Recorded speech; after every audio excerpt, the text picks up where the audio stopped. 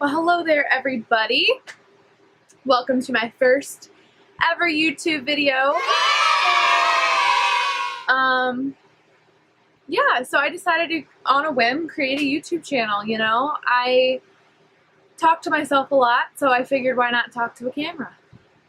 Just kidding. Well, kind of, but not really.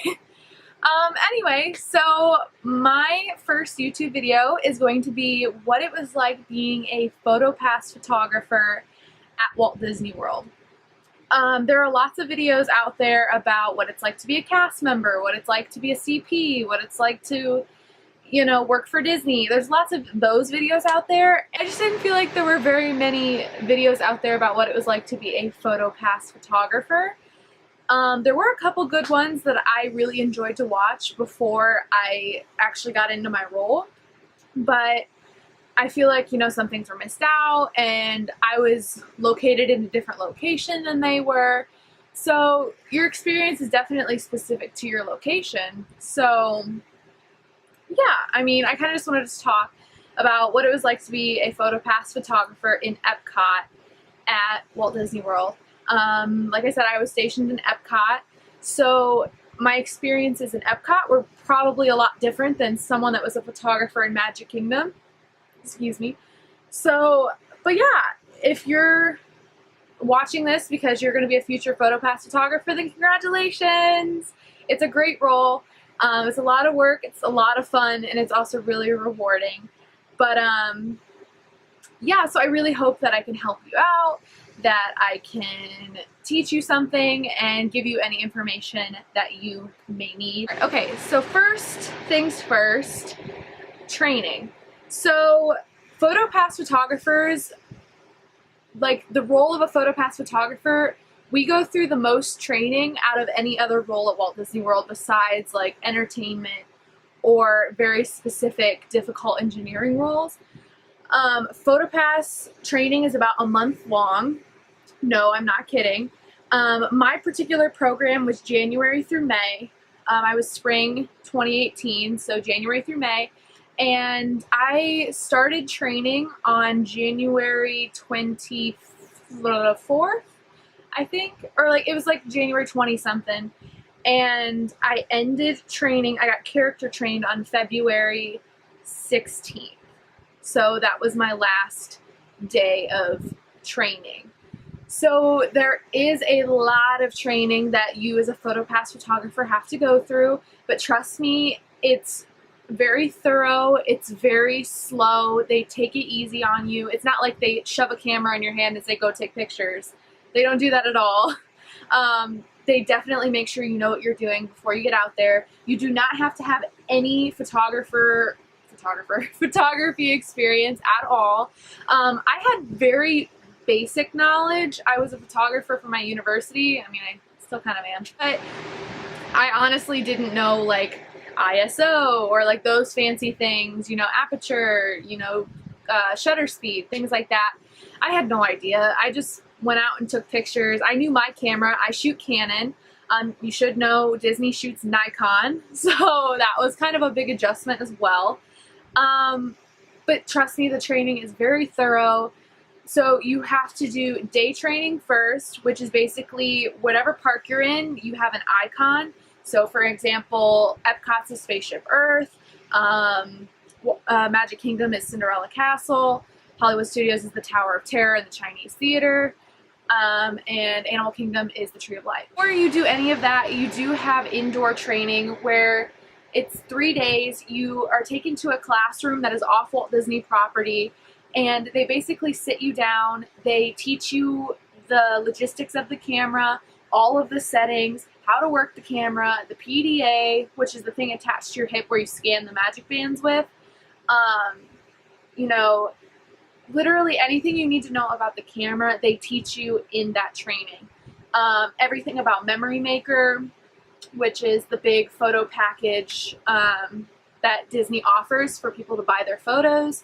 They teach you about the prices of all that, you know, how it all works, scanning the magic band, scanning a ticket versus a PhotoPass card. So they definitely go in depth those days with teaching you that. And I believe it's on day 3 we actually went to Hollywood Studios and we got to shoot for real at the icon. So the Tower of Terror as well as the Chinese Theater. They definitely kind of, they are there to help you 110%. Like your trainer is standing right next to you while you're taking pictures of your fellow photographers. They don't quite put you with guests yet. So you're basically taking pictures of your fellow photographers, and you do every combination possible. You do like pairs and couples, and they teach you the photo flow. So Disney does have a photo flow. You have to take 2 wide primaries, a primary, a secondary, and a creative. So they teach you the photo flow. They teach you different poses and stuff you can do. So they definitely go in depth about that. And then I think that was on day 2. No, it might have been day 3. I don't quite remember. But one of the days then you do start shooting guests. You go to your home park and you shoot guests. So in my training, there were about, I think like 10 to 12 people in my class, and only 2 of us were Epcot, and the rest of them were all Hollywood Studios. So unfortunately, I never really saw any of the other ones ever again, except when I went to Hollywood Studios sometimes to visit.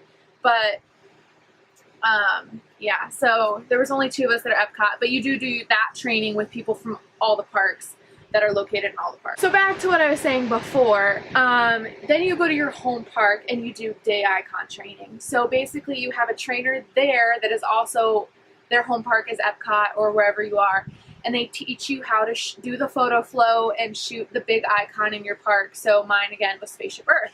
So I basically stood at entrance my whole shifts learning how to shoot the big ball in Epcot.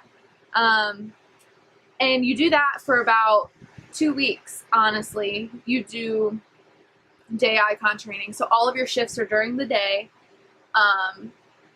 And you basically, you're only trained to shoot icons. So Spaceship Earth. So we had like 2 entrance spots, 2 backside spots, and like other angles of Spaceship Earth. And I'm not gonna lie, it definitely got monotonous and it definitely got boring shooting the big ball every day for 2 weeks. But you know, it definitely, I'm glad I did it because it definitely got me quick. It got me used to guest interaction, and you're kind of by yourself. After that, you are night trained. So you learn how to shoot the same thing at night. It is a little bit different. So day train, you do have photo flow. You are physically holding the camera, like it is strapped to you. I do have my camera strap. To keep your camera straps, you have to turn in your costume. But we do get to keep these because they get all sweaty and nasty and they don't want them back. But this is what your camera strap looks like. It goes over your shoulders like this, and then you clip it in the front like this, and your camera attaches right here. So it's kind of like a backpack, kind of. So this is what your camera strap looks like. So yeah, during the day you are actually physically, you know, holding the camera. It is attached to you. You're doing photo flow, portrait, landscape. However, at night it's a little bit different because you're actually set up on a tripod, because we shoot tripod at night. So there isn't really a photo flow. You literally take like 3 pictures because your ISO has to be way higher. Yes, way higher, you know, and your shutter speed is really low. So the shutter speed is so slow, so you can't, like, any slight movement in the photo will be blurry. So we do shoot on tripod at night, which makes your life so much easier. It's so nice. So you do have to be night trained. The settings are different. The atmosphere is different. So you do have to be night trained. And again, that's about another 2 weeks. But after you're night trained, you do night and day, if that makes sense. So you do get a good mix of both. Then, after night training, you are view trained, which is basically your camera center in your home park. So there's generally a camera center at the front of every park. And you basically learn how to sell people their prints. People have issues with Memory Maker and their apps all the time and getting their pictures. So you literally learn all of that. You learn the logistics of how to fix the app problems, how to fix you know, people not getting their photos, and how to print the photos and actually sell the prints. So that's view training. No photography required in the view, so really nice. After you are view trained, it is a while, quite a while, and then you get character trained. Character training is your ticket to everything. I'm not even kidding. Literally, so you're basically at this point shooting Spaceship Earth, and you're in Future World, and you're shooting the icons, and it gets really boring and monotonous, and you're in the same spots every single day. So basically I was in the front of the park all the time, Future World, shooting the same thing every day, all day, night, day, view training. Once you are character trained, for me, that unlocked the World Showcase in Epcot, because literally most of the World Showcase is characters. There are a lot of icon locations out there too in each country, but most of the World Showcase is characters. Once you're character trained, you do get to work with the characters. So in Epcot, there is Daisy at the front of the park.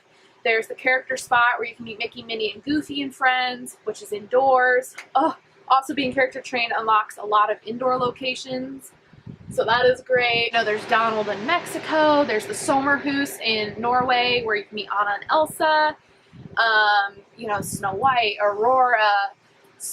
Who else is over there? Jasmine, Alice. There's a lot of characters in Epcot, so that was amazing. But literally being character trained is your ticket to everything. Yeah, so that is basically the extent of the training. You know, it's not quick. It's very thorough. Like I said, by the time you're character trained, you will know what you're doing. My character training, we worked with Pluto, Donald, and Anna and Elsa for my training, because they're fur characters and face characters, and working with them are very different. Like fur characters, they can't speak, so you have to speak for them, and you kind of have to translate and help the guests understand what they're saying. There are character attendants with all of the characters, but sometimes you also have to be a character attendant, because the character attendant can't be with them at all times. So in character spot, there's 3 characters but 1 attendant, but there are 3 photographers. So you sometimes have to help Minnie out with a stubborn guest or something like that, because the character attendant's with Mickey at the front. So yeah, you do also get that kind of aspect of it too, where you sometimes do have to take on a whole nother role as a character attendant. So there's that too. Face characters are so much fun to work with because they talk, and it's just great working with the princesses, and yeah, it's a lot of fun. So like I said, all the parks kind of are different when it comes to work atmosphere. Epcot was very chill. It's a popular park, but it's not the most popular park, and Hollywood Studios is probably the least busiest park out of them all for now. When Toy Story Land opens and Star Wars Galaxy's Edge opens, prayers being sent to all of you, because Hollywood Studios is going to be a madhouse. But when I was there, Hollywood Studios was the most chill park. So we did like I said, our day 1, 2, 3 training at Hollywood Studios. Epcot is a pretty chill park. We do get a lot of guests, but you know, it definitely is nothing like Magic Kingdom, where it's small, cramped. Epcot's very spread out, very open. So you do keep busy, but definitely not like working Main Street Magic Kingdom. PhotoPass is definitely a independent role.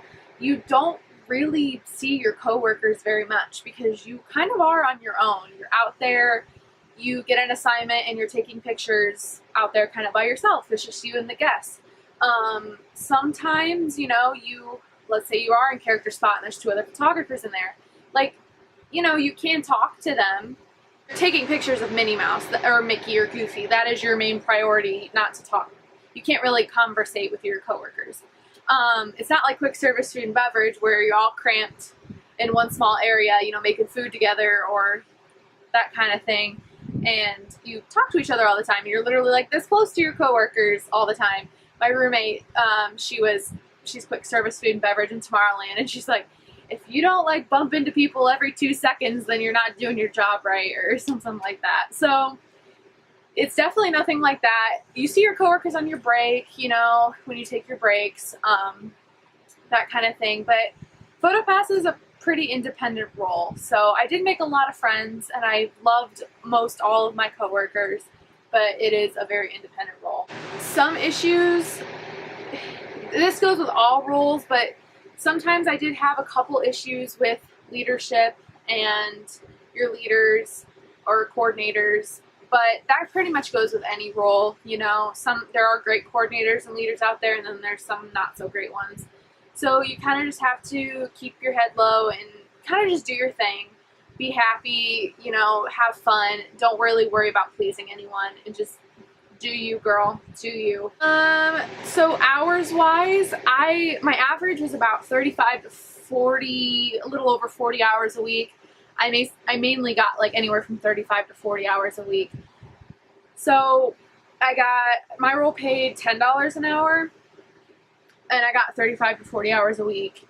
And anything over 8 hours in a day is overtime, and 40 hours in a week is overtime, and you get time and a half.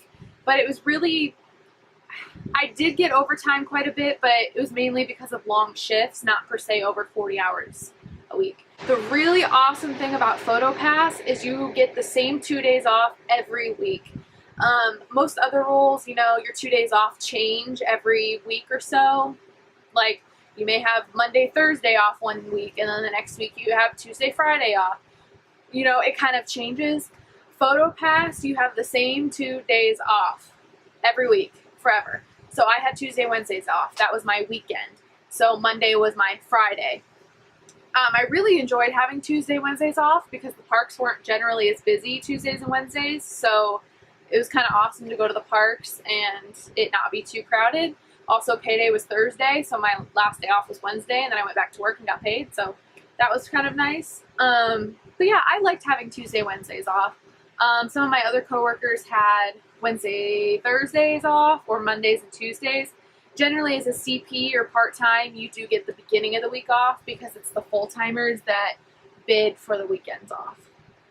So you're more than likely going to get the beginning of the week off. So kind of like to go in with different locations in Epcot. Every park is different. In Epcot, we had 3 deployments. We had Future World, East, and West. So Future World is the very front of the park, everything but the World Showcase. And East is Mexico to Italy, and West is Canada to the American Adventure. So we had 3 deployments, which means, let's say I was in Future World one day, like my schedule said Future World. I would be in Future World all day, my whole shift, but I would get different assignments throughout the day. So like the first 3 hours of my shift, I may be working at entrance. Then I'll take a break. And then the next 3 hours I could be working at character spot and I take a break. So you definitely get moved around. We do have rotations as well. So like rotations come every hour and a half. Some spots are in rotations, some are not. Trust me when I tell you, honey, I never want to see Nemo Garden or Bruce the Shark ever again. There's a couple spots that you're going to hate, and every time you get that as an assignment, you're gonna want to cry inside or on outside. I cried out loud a couple times. But Nemo Garden, for example, is not in rotation. So what it means by not in rotation is if you get that spot as an assignment, you are there until your break. So let's say you have a 9-hour shift, you get 2 breaks. Your breaks will come every 3 hours. So you're gonna be at that spot for 3 hours. And it is rough, let me tell you. But if it's a spot that's in rotation, such as entrance, then every hour and a half you go to a new spot. So it really just depends where you're at. You learn more about that in your own home park. It's different for every single park. I'm pretty sure every park has rotations. Definitely every park you'll get a new assignment, but yeah. So, and we didn't have rotations in the World Showcase, but most of the times in the World Showcase you got lucky and you were with characters most of the time. So there are some days where you get really lucky and you're indoors the whole day by luck, pure luck. There's a day I had a 9-hour shift and I literally worked with Minnie Mouse the whole day. Kid you not. Literally from the moment I clocked in to the moment I clocked out, I was with Minnie Mouse. I just happened by pure luck to pick up Minnie Mouse every time, like with my assignments. So that was pure luck. There's been days where I've been outside the whole day, where I just keep getting poopy assignments and I just get no indoor assignments. So yeah, it's really the luck of the draw. Some days are pretty awesome, like you're outside half the day and you're inside half the day. So it really depends on the luck of the draw and how your day goes. PhotoPass outside in the Florida heat after it rains is not the most fun in the world. We do have rain locations, so when it starts raining, you do go to your rain locations, but you are still outside. You are expected to stay outside and take pictures. And the camera and all your equipment is heavy, and being outside for a long period of time, wearing your camera and all your equipment can get really heavy and really tiring. Every muscle in my body hurt, you know, everything just ached. You're sweating all the time. It's disgusting. So it does get rough, but you also get, so when it is hotter, you do get water breaks. We do have water breakers that come around, and they're like, and it's basically just your fellow coworkers who are trained as support, and they'll come around and be like, hey, do you need a 10-minute water break? And then you're like, yes, please. Never turn down a water break unless you know your break is coming, but never turn down a water break. So they basically just come take over for you for 10 minutes, excuse me, and you go drink some water, cool off, put on sunscreen. If it's an emergency, like for instance, if you're standing at entrance and you haven't seen a water breaker, you're literally out of water, you're hot, you need to pee, something like that. Safety is Disney's #1 priority, so you can definitely step off and go get some water, put on some sunscreen.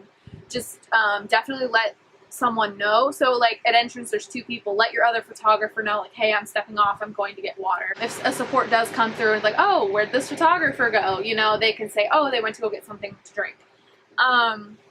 If you're at a location where you're all by yourself, go call base, be like, hey, I'm stepping off really quick to use the bathroom, or hey, I'm stepping off to grab some water really quick, so they know, like, oh, okay, there's not a photographer out there right now. That way we know.